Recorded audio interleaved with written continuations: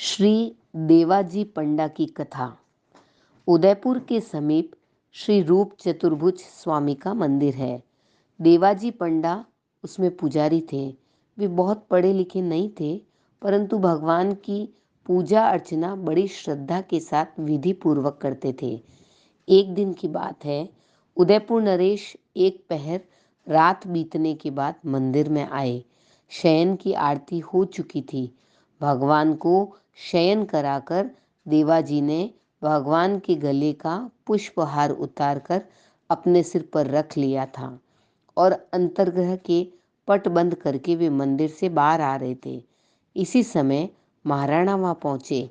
दरवाजे पर अकस्मात महाराणा को देखकर देवाजी घबराकर मंदिर में घुस गए और उन्हें पहनाने के लिए भगवान की माला ढूंढने लगे।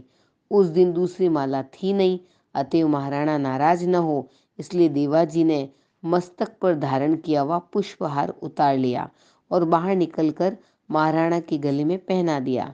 सोचने विचारने के लिए तो समय ही कहाँ था। देवाजी के सिर के सारे बाल सफेद हो गए थे और बाल थे लंबे लंबे।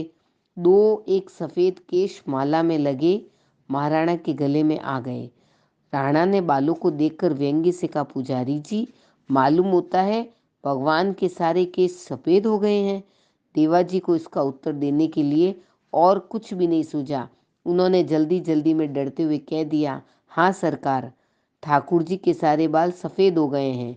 राणा को पुजारी के इस उत्तर पर हंसी आ गई, साथ ही पुजारी के प्रति मन में रोष भी आया। उन्होंने गंभीर होकर कहा, मैं कल सवेरे स्वयं आकर देखूंगा। यूं कहकर वे लौट गए। देवाजी ने उतावली में राणा से कह तो दिया, पर अब उनको बड़ी चिंता हो गई। प्रातःकाल राणा आएंगे और भगवान के सफ़ेद बाल न पाकर न जाने क्या करेंगे।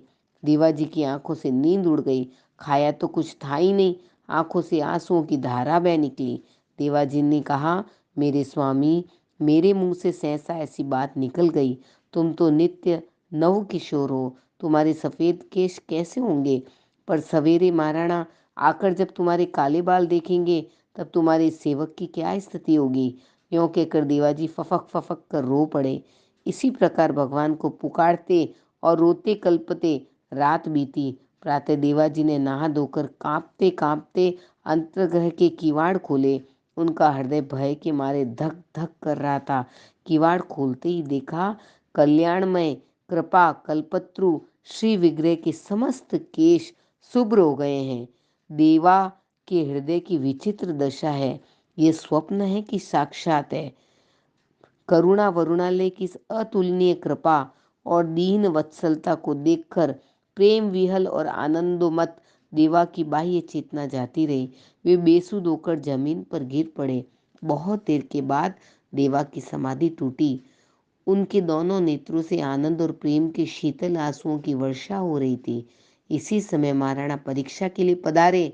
देवाजी को विकलता से रोते देखकर उन्होंने समझा, रात्रि को मुझसे कह तो दिया, पर अब भय के मारे रो रहा है। इतने में ही उनकी दृष्टि भगवान के श्री विग्रह की ओर गई। देखते ही राणा आश्चर्य सागर में डूब गए। श्याम सुंदर के समस्त केश सफेद चांदी से चमक रहे हैं। महाराणा को विश्वास ही नहीं हुआ। उन्होंने समझा पुजारी ने अपनी बात रखने के लिए कैसे सफेद बाल लाकर चिपका दिए हैं। राणा के मन में परीक्षा करने की आई। उन्होंने अपने हाथ से चट भगवान के सिर का एक बाल बलपूर्वक उखाड़ लिया। राणा ने कहा, बाल उखाड़ते समय श्री विग्रह को मानो दर्द हुआ और उनकी नाक पर सिकुड़न आ गई। इतना ही नहीं, बाल उखड़ते ही सिर से रक्त की बूंद निकली और वह राणा के अंगरखे पर आ पड़ी। राणा यह देखते ही मूर्छित होकर जमीन पर गिर पड़े। पूरा एक पहर बीतने पर महाराणा को चेत हुआ।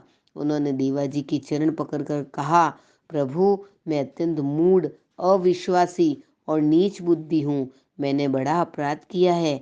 भक्त क्षमाशील होते हैं, ऐसा मैंने सुना है। आप मेरा अपराध क्षमा कीजिए, मेरी रक्षा कीजिए। यूं कहते कहते महाराणा अपने आंसुओं से देवाजी के चरण धोने लगे। देवाजी ने महाराणा को उठाकर हृदय से लगा लिया और गदगद वाणी से कहा, यह सब मेरे प्रभु की महिमा है। मैं अशिक्षित गंवार केवल पेट की गुलामी में लगा था। भगवान की पूजा का तो नाम था, पर मेरे नाथ कितने दयालु है, जो मेरी मिथ्या पूजा पर इतने प्रसन्न हो गए कि मुझ नालायक की बात रखने के लिए उन्होंने अपने नित्य किशोर सुकुमार विग्रह पर श्वेत केशों की विचित्र रचना कर ली। मैं क्या क्षमा करूं, मैं तो स्वयं अपराधी हूँ।